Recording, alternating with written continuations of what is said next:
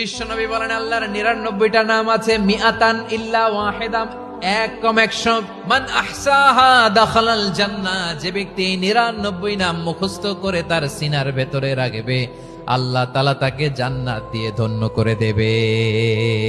এবার বলেন আল্লাহর নামগুলো জানার দরকার আছে না নাই? এই নামগুলো আমরা জব্ব মুখস্থ করব।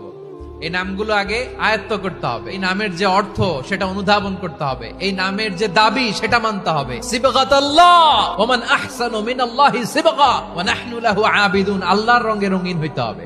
আমার আল্লাহ দয়ালু, আমরাও দয়ালু হতে হবে। আমার আল্লাহ সহনশীল, আমরাও সহনশীলতার চর্চা করতে হবে। আমার আল্লাহ মেহেরবান, আমরাও মেহেরবান হতে হবে।